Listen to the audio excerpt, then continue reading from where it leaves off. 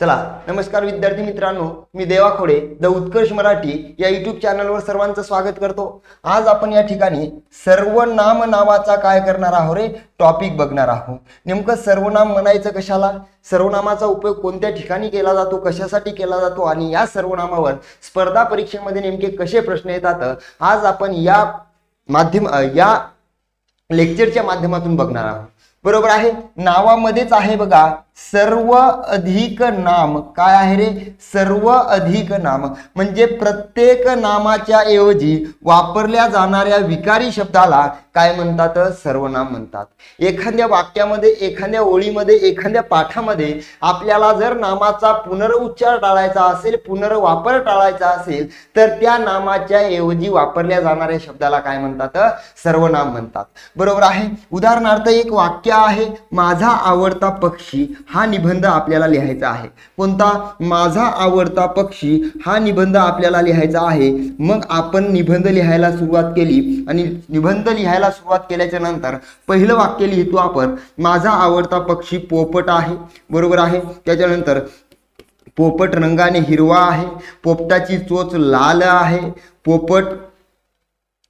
पोपटाची चोच कशी आहे, लाल आहे। पोपट हा एक पाळीव पक्षी आहे।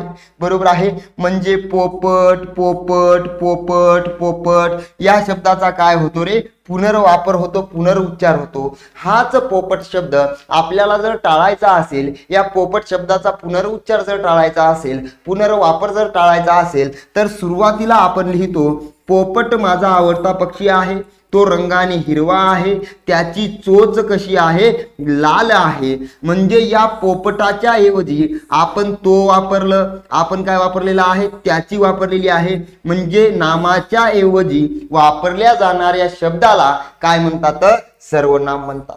बरोबर आहे, याची व्याख्या आतापर्यंत आपल्याला फक्त एवढीच सांगण्यात आलेली आहे की नामाच्या ऐवजी वापरल्या जाणाऱ्या शब्दाला काय म्हणतात, सर्वनाम म्हणतात। परंतु कधी कधी हे सर्वनाम नामाव्यतिरिक्त, कशा व्यतिरिक्त, या नामाव्यतिरिक्त या विशेषणाच्या ऐवजी सुद्धा वापरलं जातं। तर कधी कधी जे काही सर्वनाम आहे हे नामाव्यतिरिक्त या क्रियापदाच्या ऐवजी सुद्धा वापरलं जातं, हे आपल्याला इथं बघायला मिळतं। उदाहरणार्थ एक वाक्य आहे बघा की साडीचा रंग हिरवा आहे। काय आहे वाक्य, साडीचा रंग हिरवा आहे, रंग हिरवा आहे आणि तो मला आवडतो। वाक्य काय आहे, आणि तो मला आवडतो। बघा वाक्य घेतलेला आहे, साडीचा रंग कसा आहे, हिरवा आहे आणि तो मला आवडतो। या वाक्यामध्ये तो काय आलेला आहे, सर्वनाम आलेला आहे। बघा साडीबद्दल आलेला आहे का रंगाबद्दल आलेला आहे, रंग तर आहे पण कोणता रंग आहे, हा हिरवा रंग आहे आणि तो मला आवडतो। म्हणजे हिरव्या रंगाने रंगाबद्दल अधिकची माहिती सांगितलेली आहे। एखाद्या नामाबद्दल, एखाद्या शब्दाबद्दल अधिक माहिती सांगणारा शब्द विशेषण असतो आणि या विशेषणाच्या ऐवजी या वाक्यामध्ये तो सर्वनाम वापरलेला आहे। म्हणजे सर्वनाम हे विशेषणाच्या ऐवजी सुद्धा वापरलं जाऊ शकते। नंतर बघा, नंतरचा काय म्हणणं आहे की बाबा लताजी, कोण, लताजी, लताजी छान गातात, छान गातात, ते मला आवडते, ते मला आवडते। बरोबर आहे, आता बघा वाक्यामध्ये सर्वनाम आलेला आहे ते, आणि लताजी छान गातात। आता लताजी बद्दल सर्वनाम आलेला आहे का, गाताबद्दल सर्वनाम आलेला आहे। म्हणजे मला आवडणारे लताजी नसून गाणं, त्यांचं गाणं आवडलेलं आहे। म्हणजे निश्चित इथं गातात हे क्रियापद आलेलं आहे आणि त्या क्रियापदाबद्दल आपण ते हे सर्वनाम वापरलेलं आहे। म्हणजे सर्वनाम हे नामाबद्दल सुद्धा वापरलं जाऊ शकतं, सर्वनाम हे विशेषणाबद्दल सुद्धा वापरलं जाऊ शकतं आणि सर्वनाम हे क्रियापदाबद्दल सुद्धा वापरलं जाऊ शकतं। म्हणजे निश्चित इथून समोर जर आपल्याला प्रश्न आला की नामाऐवजी वापरल्या जाणाऱ्या शब्दाला, विकारी शब्दाला सर्वनाम म्हणतात, तसंच विशेषणाबद्दल वापरल्या जाणाऱ्या विकारी शब्दाला सर्वनाम म्हणतात, क्रियापदाबद्दल वापरल्या जाणाऱ्या शब्दाला सुद्धा काय म्हणतात, सर्वनाम म्हणतात। हे आपल्याला इथं निश्चितपणे लक्षात ठेवायचं आहे। बरोबर आहे। मग आता खरा कार्यक्रम इथं झालेला आहे। नामाऐवजी वापरल्या जाणाऱ्या शब्दाला सर्वनाम म्हणतात। मग आपल्या परीक्षेमध्ये प्रश्न येतो एकूण सर्वनाम किती आहेत?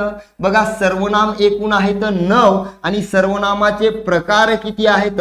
तर सर्वनामाचे प्रकार आहेत बघा 6। इथं आपल्याला घोळ करायचा नाही आहे। सर्वनाम एकूण 9 आहेत तर सर्वनामाचे प्रकार एकूण किती आहेत? 6 आहेत। हे आपल्याला इथं निश्चितपणे लक्षात ठेवणं गरजेचं आहे। बरोबर आहे।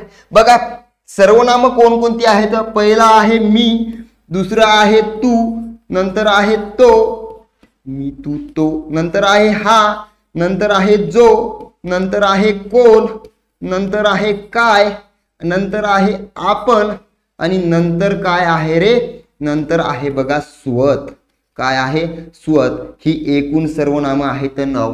1 2 3 4 5 6 7 8 9 म्हणजे एकूण सर्वनामे 9 आहेत। तर या 9 सर्वनामाचं किती प्रकारामध्ये वर्गीकरण केलेलं आहे? या 7 प्रकारामध्ये वर्गीकरण केलेलं आहे। बरोबर आहे। कधी कधी परीक्षेमध्ये प्रश्न येतो की खालीलपैकी कोणतं सर्वनाम लिंगानुसार बदलते? कोणतं लिंगानुसार बदलते हा सुद्धा आपल्याला परीक्षेमध्ये प्रश्न आलेला असतो। लिंगानुसार बदलणारे सर्वनाम कोणतं? तर बघा लिंगानुसार कोणतं बदलते? मुलगी सुद्धा मी वापरू शकते, मुलगा सुद्धा मी वापरू शकते। मी गावाला गेलो, मी गावाला गेली, म्हणजे हे बदलतं का? तर हे नाही बदलत। तू कोठे राहतो, तू कोठे राहतो, मुलगा असो की मुलगी असो, दोघांना सुद्धा आपण तू तू वापरू शकतो, म्हणजे हे सुद्धा इथं बदलणार नाही। तो मुलगा चालला, ती मुलगी चालली, म्हणजे इथं तोच ती झालेला आहे, म्हणजे हे लिंगानुसार बदलत असते। हा मुलगा आहे, ही मुलगी आहे, म्हणजे हे सुद्धा इथं बदललेला आहे। जो उंच आहे तो माझ्या वर्गातील आहे, जी उंच आहे ती माझ्या वर्गातील आहे, म्हणजे जोच जी झालेलं आहे बदललं। बाकीचे कोणतेही बदलत नाहीत। आणि आपल्याला परीक्षेमध्ये प्रश्न आलेला असतो हिच्यावरच की लिंगानुसार बदलणारी सर्वनाम किती आहेत? तर लिंगानुसार बदलणारी 3 आहेत, लिंगानुसार न बदलणारी सर्वनामे 6 आहेत। हे आपल्याला इथं निश्चितपणे लक्षात ठेवणं गरजेचं आहे। बरोबर आहे। नंतर प्रश्न आलेला असतो वचनानुसार बदलणारी सर्वनाम किती आहेत? तर वचनानुसार कोणकोणती सर्वनाम बदलतात ते आपण थोडक्यामध्ये बघू। मीच होते, आम्ही म्हणजे बदलते, तूच होते, तुम्ही म्हणजे बदलते, तोच होते, ते म्हणजे बदलते, हाच होते, हे म्हणजे बदलते, आणि जोच होते, जे म्हणजे एका वचनामध्ये जो असेल तर अनेक वचनामध्ये जे होते, म्हणजे एकूण नंतरचे बदलत नाहीत। हे आपल्याला इथं निश्चितपणे बघायला मिळतं। 1 2 3 4 5 वचनानुसार बदलणारी 5 आहेत। काय आहेत? वचनानुसार बदलणारी एकूण 5 सर्वनामे आहेत। वचनानुसार न बदलणारी किती आहेत? 4 आहेत। हे आपल्याला इथं निश्चितपणे लक्षात ठेवणं गरजेचं आहे। बरोबर आहे। एकदम सायलेंट आपण लेक्चर घेणार आहोत। प्रत्येक संकल्पना तुमची या लेक्चरच्या माध्यमातून आपण क्लिअर करणार आहोत। बरोबर आहे। निश्चित या लेक्चरच्या बाहेर प्रश्न जाणार नाही, मी एवढी तुम्हाला काय देतो? गॅरंटी देतो। फक्त लेक्चर शांत चित्ताने, कोणताही मुद्दा स्किप न करता एकदम शांत दिमाखाने काय करायचं आहे? आपल्याला करायचं आहे। बरोबर आहे।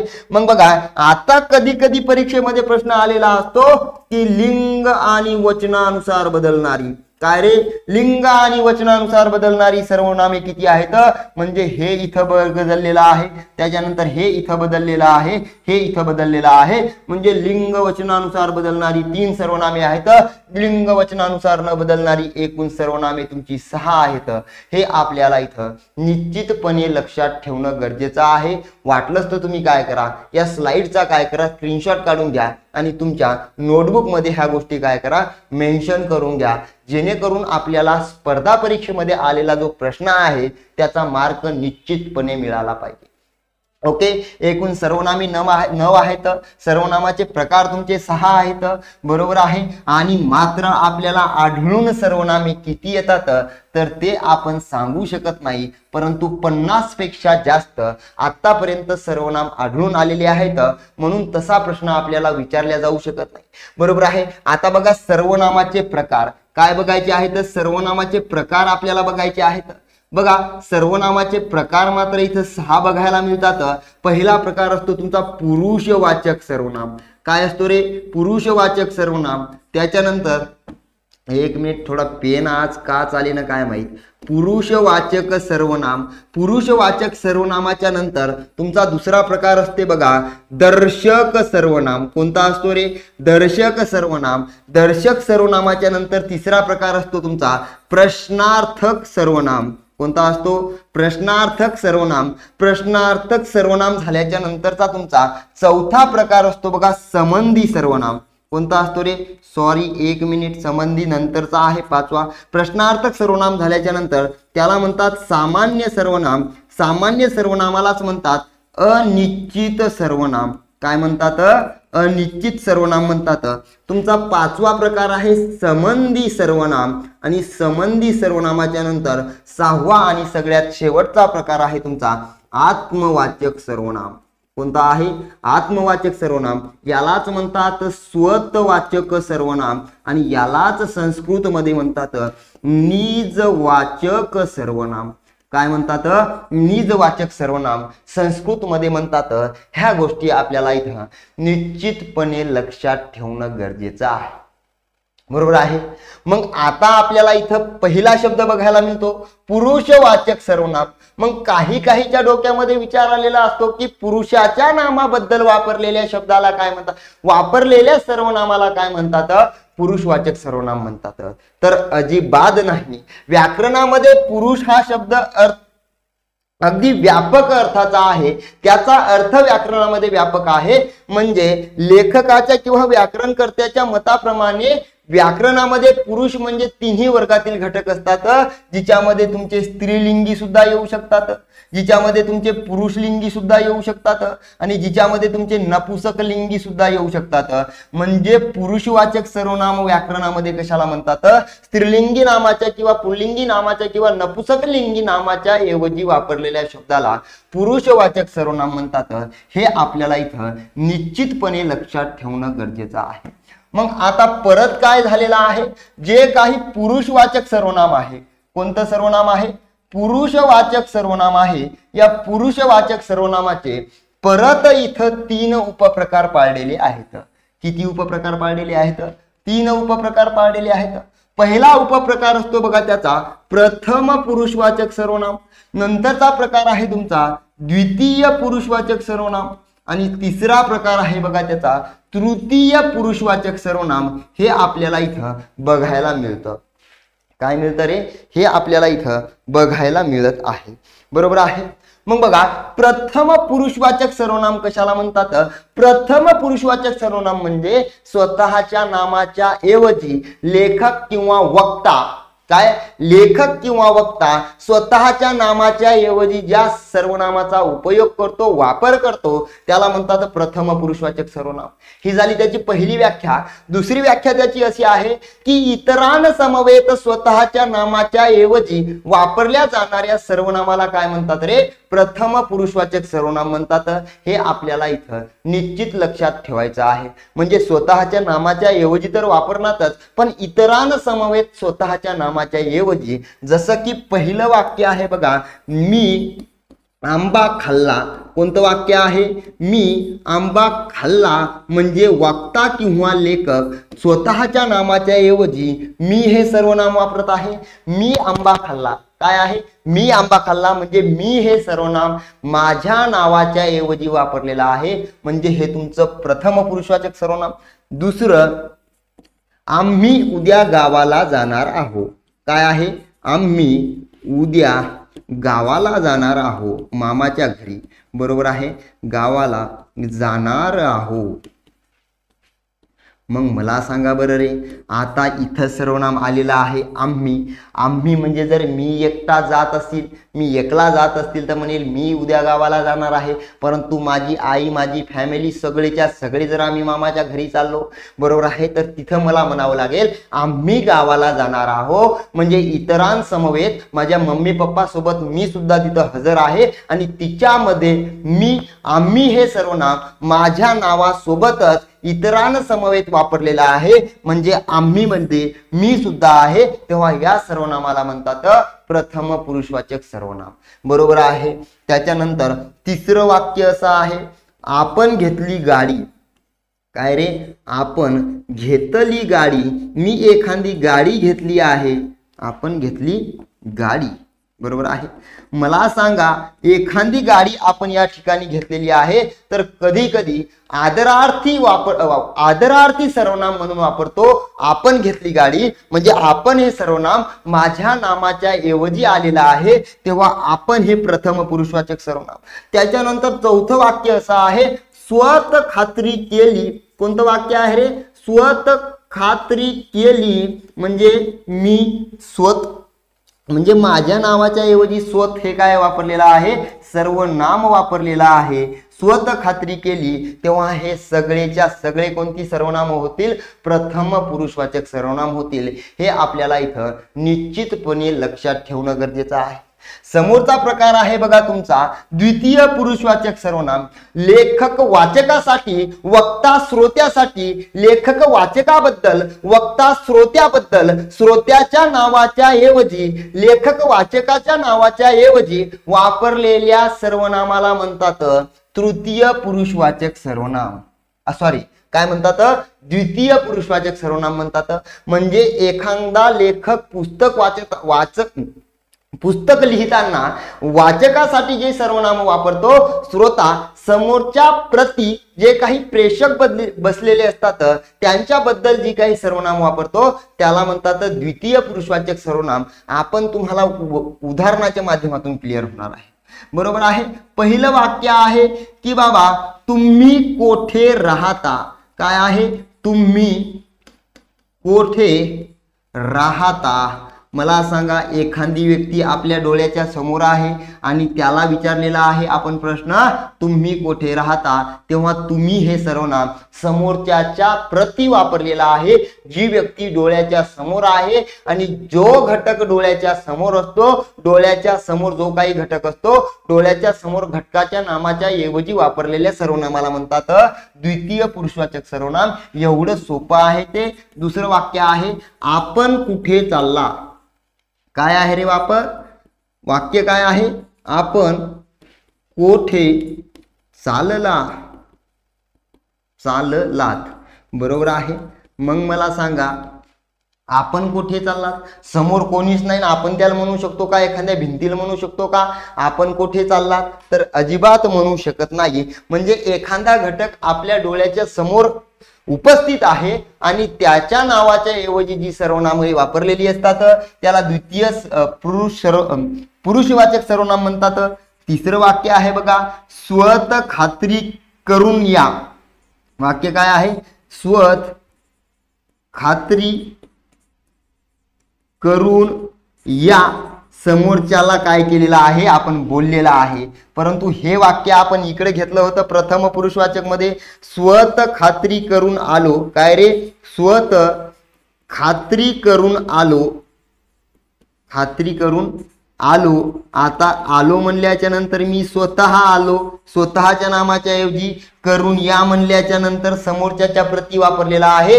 हा फरक सुद्धा आपल्याला इथं निश्चितपणे लक्षात ठेवणं गरजेचं आहे, बरोबर आहे. त्याच्यानंतर चौथं वाक्य असं आहे की, बरोबर आहे, तुम्ही, बरोबर आहे. त्याच्यानंतरचं एक वाक्य आहे बघा, तुम्ही येणार आहात का, येणार आहात का. म्हणजे बघा इथं तुम्ही हे सर्वनाम आपण समोरच्याच्या प्रती वापरलेला आहे. समोरचा घटक आपल्या डोळ्याच्या समोर हजर आहे आणि डोळ्याच्या समोर जो काही घटक हजर असतो त्याच्या नामाच्या बद्दल जी काही सर्वनामे वापरलेली असतात त्यांना म्हणतात द्वितीय पुरुषवाचक सर्वनाम. आता येऊ आपण आपल्या तिसऱ्या प्रकाराकडे, ज्याचं नाव आहे बघा तृतीय पुरुषवाचक सर्वनाम. काय आहे रे, तृतीय पुरुषवाचक सर्वनाम. आता तृतीय पुरुषवाचक सर्वनाम कशाला म्हणतात, याची अगदी सिंपल आणि साधी व्याख्या आहे. श्रोता म्हणजे श्रोता वक्त्याला, लेखक वाचकाला ज्या व्यक्तीबद्दल सांगतो त्या व्यक्तीच्या नामाच्या ऐवजी वापरलेल्या सर्वनामाला काय म्हणतात रे, तृतीय पुरुषवाचक सर्वनाम म्हणतात, बरोबर आहे. म्हणजे लेखक वाचकाला तिसऱ्या व्यक्तीबद्दल सांगायला लागला, श्रोता प्रेक्षकाला, वक्ता श्रोत्याला, ओके. बोलणारा वक्ता असतो, ऐकणारे श्रोते असतात, बरोबर आहे. वक्ता श्रोत्याला ज्या व्यक्तीबद्दल सांगत असतो, जी व्यक्ती गैरहजर आहे म्हणजे आपल्या डोळ्याच्या समोर नाही आहे, म्हणजेच निश्चित इथं आपल्याला बघायला मिळतं की जे नाम आपल्या डोळ्याच्या समोर हजर नाही आहे, जो घटक आपल्या डोळ्याच्या समोर हजर नाही आहे, त्याच्या नामाच्या ऐवजी वापरलेल्या सर्वनामाला काय म्हणतात रे? तृतीय पुरुषवाचक सर्वनाम म्हणतात. उदाहरणार्थ पहिलं वाक्य आहे, ते येणार होते. काय आहे? ते येणार होते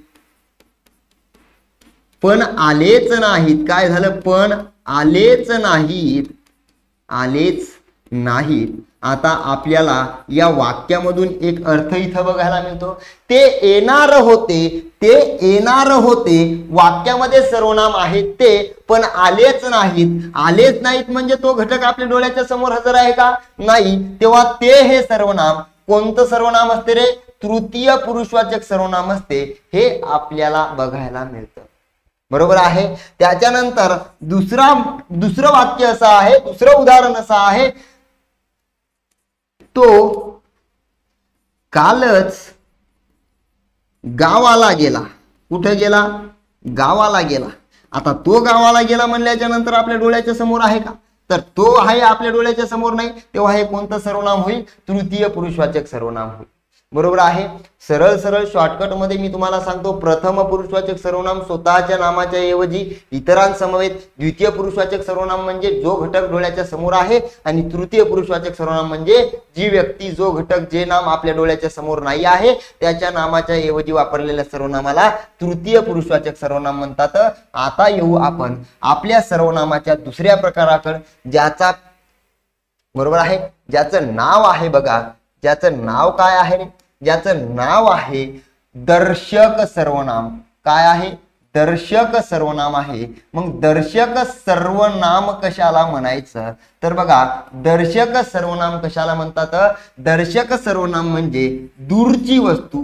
कोणती वस्तू? दूरची वस्तू किंवा जवळची वस्तू. जवळची वस्तू दाखवण्यासाठी, कशासाठी? दाखविण्यासाठी जे काही सर्वनाम, दाखविण्यासाठी जे काही सर्वनाम आपण वापरलेलं असतो त्याला कोणतं सर्वनाम म्हणतात रे? दर्शक सर्वनाम म्हणतात. जवळची किंवा दूरची वस्तू दर्शविण्यासाठी वापरलेल्या सर्वनामाला म्हणतात दर्शक सर्वनाम. मराठी व्याकरणामध्ये दर्शक सर्वनाम दोन आहेत. पहिला आहे हा, दुसरा आहे तो. दुसरं कोणतं आहे? तो आहे, बरोबर आहे. मग बघा, पहिला आहे हा. आता हा हे सर्वनाम आहे बघा तुमचं जवळची वस्तू दाखवण्यासाठी. कोणती? जवळची वस्तू दाखवण्यासाठी हा सर्वनाम वापरलं जातं. तर दूरची वस्तू दाखवण्यासाठी कोणतं सर्वनाम वापरलं जातं? तो. दूरची वस्तू दाखवण्यासाठी कोणतं सर्वनाम वापरलं जातं? तो हे सर्वनाम वापरलं जातं. हे आपल्याला इथं निश्चितपणे लक्षात ठेवणं गरजेचं आहे, म्हणजे आहे, बरोबर आहे. आता बघा, याचा उपयोग कसा केला जातो रे? हा कोल्हा आहे. काय आहे? हा कोल्हा आहे.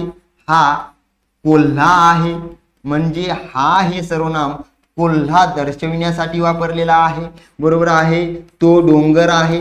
काय आहे? तो डोंगर आहे म्हणजे डोंगर आहे, डोंगर दर्शविण्यासाठी तो हे सर्वनाम वापरलेला आहे, बरोबर आहे. जवळची असेल तर हा, दूरची असेल तर तो. त्याच्यानंतर ती बघा पळाली. काय आहे रे? ती बघा पळाली म्हणजे आपण ती दाखवण्यासाठी ती हे सर्वनाम वापरलेलं आहे. जवळची किंवा दूरची वस्तू, व्यक्ती, ठिकाण दाखवण्यासाठी वापरलेल्या जाणाऱ्या सर्वनामाला म्हणतात दर्शक सर्वनाम. आता खरा कार्यक्रम इथं असा झालेला आहे बघा, एखाद्या वाक्यामध्ये विशेषण आलं असता, काय आलं असता? विशेषण आलं असता कसा कार्यक्रम उरफाटा होतो, आपल्या अंगलट येतो. थोडक्यामध्ये मी तुम्हाला सांगण्याचा प्रयत्न करतो. उदाहरणार्थ पहिलं वाक्य आहे ती उंच मुलगी आहे. काय आहे? ती उंच मुलगी आहे. वाक्यामध्ये विशेषण आलं असता तर कसा याचा प्रकार सांगायचा आहे, आपल्याला उत्तर नेमकं काय द्यायचं आहे. आणि आजचा व्हिडिओ, आजचं लेक्चर घेण्यामागचा हाच एक उद्देश आहे जो मी तुम्हाला या ठिकाणी सांगणार आहे. बघा, पहिलं वाक्य आहे ती उंच मुलगी आहे. काय वाक्य आहे? ती उंच मुलगी आहे. ती कोणती मुलगी आहे? उंच मुलगी आहे. आणि उंच हे सर्वनाम, सर्वनाम नसून इथं विशेषण म्हणून आलेलं आहे, बरोबर आहे। पहिलं आहे तुमचं सर्वनाम, काय आहे रे, पहिलं सर्वनाम आहे, सर्वनामाच्या नंतर आलेलं आहे विशेषण, काय आलेलं आहे, विशेषण आलेलं आहे, विशेषण झाल्याच्या नंतर आलेलं आहे नाम, म्हणजे एखाद्या नामाच्या नंतर विशेषण आलं असता ती या सर्वनामाचा प्रकार कोणता असतो, ती या सर्वनामाचा प्रकार असतो बघा तुमचा दर्शक सर्वनाम। काय असतो, दर्शक सर्वनाम असतो। हे आपल्याला इथं निश्चितपणे लक्षात ठेवणं गरजेचं आहे। काय ठेवणं गरजेचं आहे रे, इथं निश्चितपणे आपल्याला लक्षात ठेवणं गरजेचं आहे। म्हणजे एखाद्या सर्वनामाच्या नंतर जर तुमचं हे विशेषण आलेलं असेल तर त्याचा प्रकार आपल्याला दर्शक सर्वनाम सांगायचा आहे। ती उंच हे काय आहे रे, विशेषण आहे, आणि सर्वनामाच्या नंतर विशेषण आलं तर त्याचं उत्तर आपल्याला दर्शक सर्वनाम द्यायचं आहे। हेच वाक्य जर मी असं घेतलं, ती मुलगी काय आहे, ती मुलगी उंच आहे, काय आहे, उंच आहे। आता इथं कार्यक्रम कसा फिरलेला आहे बघा, पहिलं आलेला आहे सर्वनाम, काय आलेलं आहे, सर्वनाम, सर्वनामाच्या नंतर आलेला आहे नाम, आणि नामाच्या नंतर आलेला आहे बघा तुमचं विशेषण, काय आलेलं आहे, विशेषण आलेलं आहे। तेव्हा मात्र याचं उत्तर, जेव्हा नाम आलेलं असेल तेव्हा आपल्याला याचं उत्तर द्यायचं आहे तुमचं दर्शक विशेषण। काय द्यायचं आहे, दर्शक विशेषण द्यायचं आहे। आणि ही गोष्ट आपल्याला इथं निश्चितपणे लक्षात ठेवणं गरजेचं आहे।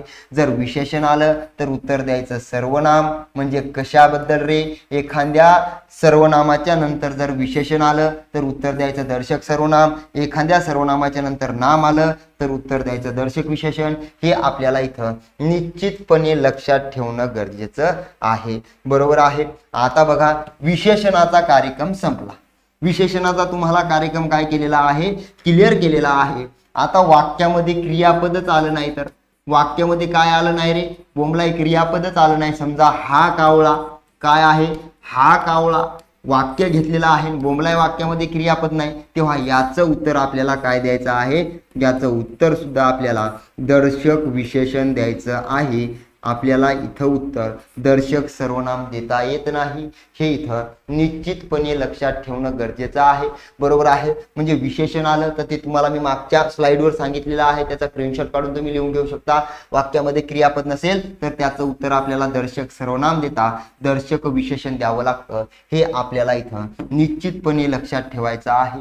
बघा कधी कधी दिल्ली, काय रे, दिल्ली ही भारताची राजधानी आहे, कोणाची राजधानी आहे, भारताची राजधानी आहे। म्हणजे एखाद्या नामाच्या नंतर सुद्धा सर्वनाम आलेलं असेल तेव्हा याचं उत्तर सुद्धा आपल्याला काय द्यायचं आहे, दर्शक सर्वनाम द्यायचं आहे।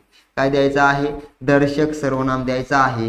हे आपल्याला इथं निश्चितपणे लक्षात ठेवणं गरजेचं आहे। आता जो काही सर्वनामाचा तिसरा प्रकार आहे बघा, प्रश्नार्थक सर्वनाम, कोणता आहे रे, प्रश्नार्थक सर्वनाम आहे। आणि प्रश्नार्थक सर्वनाम कशाला म्हणतात ते आपण इथं थोडक्यामध्ये बघून घेऊ।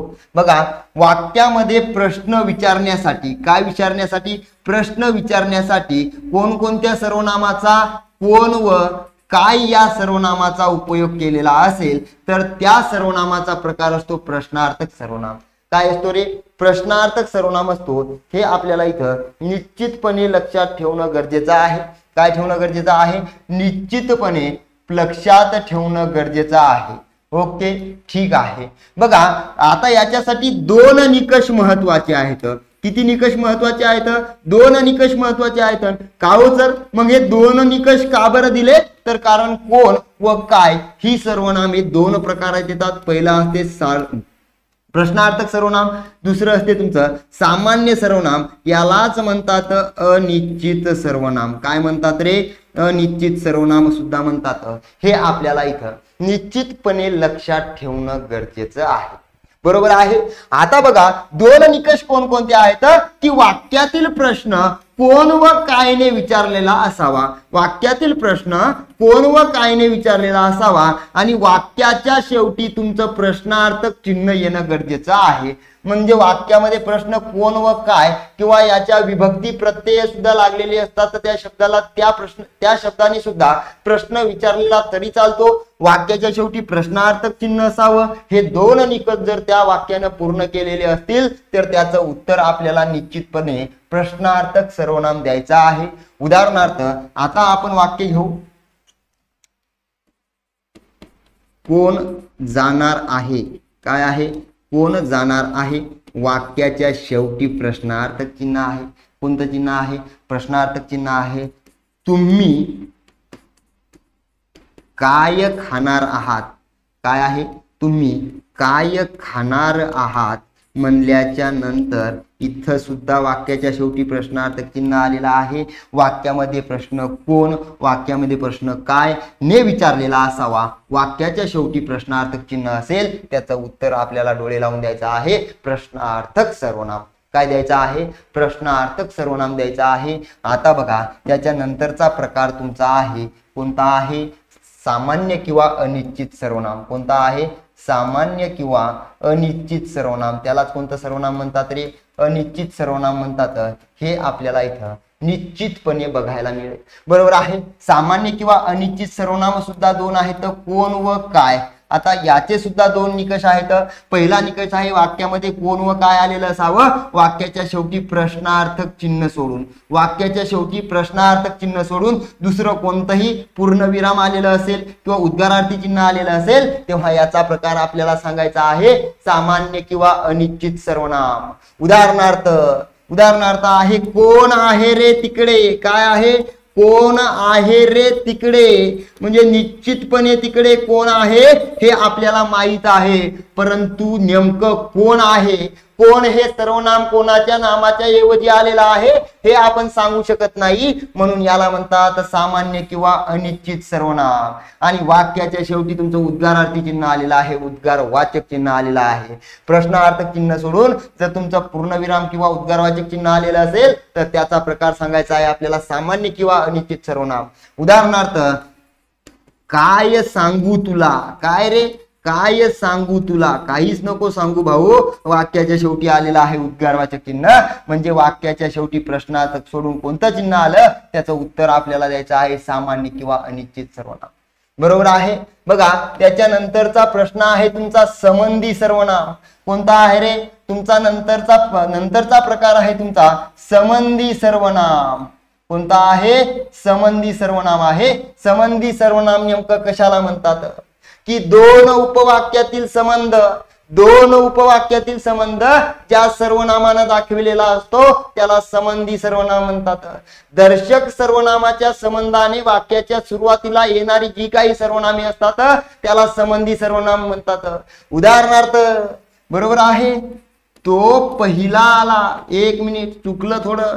जो पहिला आला. काय रे? जो पहिला आला. तो माझा मित्र आहे. काय आहे? तो माझा मित्र आहे. बघा वाक्यामध्ये दोन सर्वनाम आलेले आहेत, दोन उपवाक्य आहेत. जो पहिला आला तो माझा मित्र आहे आणि या दोन उपवाक्याचा संबंध सांगितलेला आहे जो आणि तो या दोन सर्वनामानं. परंतु दोन्ही सर्वनामाला संबंधी सर्वनाम म्हणता येत नाही. तर पहिल्या उपवाक्याच्या सुरुवातीला जो हे सर्वनाम आलेला आहे या एकाच सर्वनामाला म्हणतात तुमचं संबंधी सर्वनाम. काय म्हणतात? संबंधी सर्वनाम म्हणतात. आणि तो जे सर्वनाम आहे म्हणजे दुसऱ्या उपवाक्याच्या सुरुवातीला येणार जे काही असतं त्याला म्हणतात दर्शक सर्वनाम. काय म्हणतात? दर्शक सर्वनाम. आणि यालाच म्हणतात अनुसंबंधी सर्वनाम. काय म्हणतात? अनुसंबंधी सर्वनाम म्हणतात. हे आपल्याला इथं निश्चितपणे लक्षात ठेवणं गरजेचं आहे, म्हणजे गरजेचं आहे. ओके. आता बघा उदाहरणार्थ जो, तो, जी, ती, जे, ते, ज्याने, त्याने, जे जोडीनं आलेली असतात त्याला म्हणतात संबंधी सर्वनाम. हे असतात सुरुवातीचे संबंधी, हे असतात शेवटचे कोणते दर्शक किंवा अनुसंबंधी सर्वनाम. हे आपल्याला इथं निश्चितपणे लक्षात ठेवणं गरजेचं आहे. ओके, सगळ्यात महत्वाचा आणि शेवटचा प्रकार आहे तुमचा सर्वनामाचा. ओके, बघा सगळा कार्यक्रम या प्रकारावर आपला झालेला असतो. बरोबर आहे. बघा सगळ्यात शेवटचा हा प्रकार आहे सर्वनामाचा आत्मवाचक सर्वनाम. कोणतं सर्वनाम? आत्मवाचक सर्वनाम. आत्मवाचक सर्वनामालाच म्हणतात तुमचं स्वतवाचक सर्वनाम. काय म्हणतात? स्वतवाचक सर्वनाम. आणि या स्वतवाचक सर्वनामालाच म्हणतात तुमचं कोणतं सर्वनाम म्हणतात रे? निजवाचक सर्वनाम. निजवाचक सर्वनाम हुकेल म्हणलं एक सर, निज म्हणजे झोपलेलं सर्वनाम का? हे मराठीतला शब्द आहे निज म्हणजे झोपणे. काय रे? निज म्हणजे झोपणे. निज म्हणजे झोपणे. इथं झोपणे नाही घ्यायचं. संस्कृत मधला शब्द आहे निज, ज्याचा अर्थ होतो स्वत या अर्थाने. कोणत्या अर्थाने? स्वत या अर्थाने. हे आपल्याला इथं निश्चितपणे लक्षात ठेवणं गरजेचं आहे. बरोबर आहे. मग आता नेमकं आत्मवाचक सर्वनाम कशाला म्हणायचं, स्वतवाचक सर्वनाम कशाला म्हणायचं? जेव्हा श्रोता किंवा वक्ता स्वतःच्या नामाच्या बद्दल जी काही सर्वनाम वापरतो त्याला काय म्हणतात? आत्मवाचक सर्वनाम म्हणतात. सर ही व्याख्या प्रथम पुरुषची पण सांगितलेली आहे. दोन्ही व्याख्या लक्षात ठेवू नको. व्याख्यातून परीक्षेला विचारल्या नाही का? विचारल्या तर तू निश्चितपणे सांगू शकतो. मी तुला एवढी गॅरंटी देतो. आपल्याला फक्त एवढं लक्षात ठेवायचं, एकच तुम्हाला दोनच वाक्य देतो ज्याच्यावरून आत्मवाचक सर्वनाम, स्वतवाचक सर्वनाम आणि निजवाचक सर्वनाम याचा फक्त एकच या शब्दाचा फक्त एकच वाक्य आहे. ओके, ते पण मी तुम्हाला सांगून देतो. बघा सुरुवातीला नाम आलेलं असेल आणि त्या नामाच्या नंतर आपण किंवा स्वत आलेलं असेल. काय आलेलं असेल? आपण किंवा स्वत आलेलं असेल. बरोबर आहे. बघा आत्मवाचक सर्वनाम एकूण दोन आहेत. पहिला आहे आपण, दुसरा आहे स्वत. एखाद्या नामाच्या नंतर आपण किंवा स्वत आलेलं असेल किंवा एखाद्या सर्वनामाच्या नंतर आपण किंवा स्वत आलेलं असेल किंवा या दोनच्या नंतर आपण, या दोन सर्वनामाच्या नंतर एखादं नाम किंवा सर्वनाम आलेलं असेल तेव्हा त्याचं उत्तर आपल्याला निश्चितपणे डोळे लावून द्यायचं आहे आत्मवाचक सर्वनाम. काय द्यायचं आहे? आत्मवाचक सर्वनाम. बघा सरळ सरळ एवढं लक्षात ठेवा. एखाद्या वाक्यामध्ये एक नाम त्याच्यासोबत आपण किंवा स्वत दिसलं, एखाद्या वाक्यामध्ये कोणतंही एक सर्वनाम ज्याच्यासोबत आपल्याला आपण किंवा स्वत दिसलं, डोळे लावून त्याचं उत्तर आपल्याला आत्मवाचक, स्वतवाचक, निजवाचक सर्वनाम द्यायचं आहे. उदाहरणार्थ तो आपणहून माझ्याकडे आला. काय आहे? तो आपणहून माझ्याकडे आला. चांगली गोष्ट आहे, यायलाच पाहिजे. माझ्याकडे आला, आल्याच्या नंतर इथं आपल्याला कळतंय म्हणजे हे सर्वनाम आहे. काय आहे? हे सर्वनाम आहे. म्हणजे वाक्यामध्ये कोणत्याही सर्वनामाच्या नंतर आपण किंवा स्वत आलं त्याचं उत्तर डोळे लावून आत्मवाचक सर्वनाम द्यायचं आहे. छकुली. छकुली कोण रे? छकुली. सामान घ्या. छकुलीचं नाव चांगलं काढतो. काय आहे? छकुली. छकुलीने, कोणे? छकुलीने आपणहून काय झालं? विहिरीत उडी हाणली. कुठं हाणली? विहिरीत उडी हाणली. बरोबर आहे. उडी घेतली म्हणून आपण हाणली नका, जर ते वेगळं वाटते. घेतली, उडी घेतली. बरोबर आहे. मला सांगा आता इथं आलेला आहे नाम, छकुली नाम आहे आणि नामाच्या नंतर आपण आलेला आहे. तो स्वत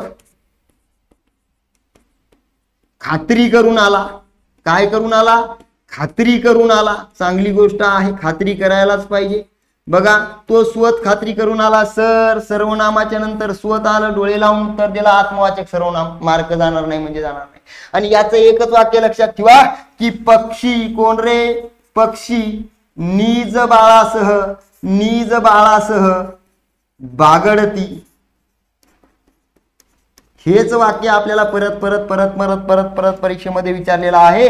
ज्याचं उत्तर काय आहे? निजवाचक सर्वनाम, आत्मवाचक सर्वनाम, स्वतवाचक सर्वनाम. निज या शब्दाचा अर्थ होतो स्वत या अर्थाने. कोणत्या अर्थाने? स्वत या अर्थाने. निश्चितपणे तुम्हाला इथं प्रत्येक सर्वनामाचा प्रकार डिटेलमध्ये समजलेला असेल एवढी एक अपेक्षा करतो. जर कोणाला काही डाऊट आला तर बघा मला 9623 883598 या नंबरला तुम्ही पाठवू शकता। जर कोणाला मराठीच्या नोट्स पाहिजे असतील तर द उत्कर्ष मराठी, काय आहे रे, द उत्कर्ष मराठी हे आपलं टेलिग्राम चॅनल आहे, ते तुम्ही जॉईन करू शकता। फक्त चॅनल सर्च करताना मराठीमधूनच सर्च करायचं। ओके, कोणाला पोलीस भरतीबद्दल बॅच सुद्धा लावायची असेल तर मला तुम्ही कॉन्टॅक्ट करू शकता। टेट सिरीज सुद्धा आता लवकरच आपली टेट सिरीज सुद्धा चालू होणार आहे। दिवाळी झाल्याच्या नंतर आपण लवकरच त्याला काय करणार आहोत, सुरुवात करणार आहोत। जर कोणाला सर्वनामामध्ये जर काही डाऊट असेल किंवा एखादा प्रश्न परीक्षेमध्ये आलेला असेल, तो समजलेला नसेल, तर तुम्ही मला कमेंट बॉक्समध्ये तो टाकून जो काही तुम्हाला डाऊट आलेला आहे तो कमेंट बॉक्समध्ये टाकून विचारू शकता। ओके, तोपर्यंत थँक्यू सो मच।